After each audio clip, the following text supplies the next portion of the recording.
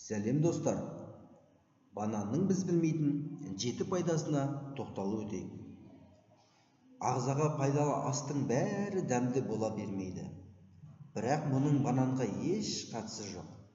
Жемістің бұл түрін сүйіп жейтіндер өте көп. Әрі ол организмге де өте пайдалы. Күніне 2 банан жесеңіз, денсаулығыңыз айтарлықтай жақсарады.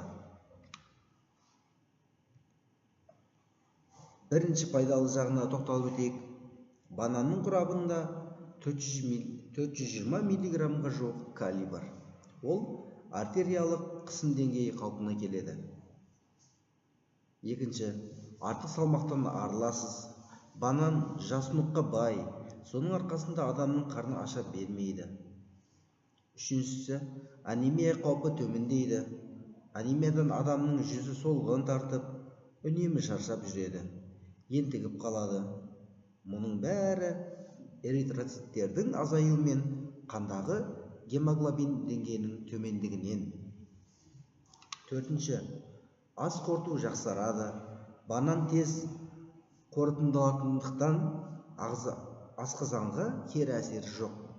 Жемістің бұл түрін гастрит, қыжыл кезінде, сонымен қатар диареядан кейін алғашқы ас ретінде жеуге болады. Себебі олар ағзадағы жоғалған минералдарды түзеді.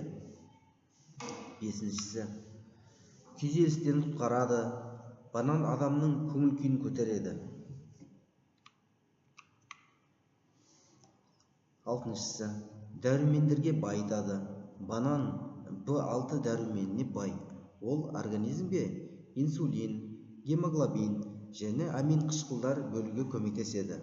С дәрумені дегенде ойымызға апельсин мен құлпынай келсе де, бананның құрамында бұл витаминде бар екен.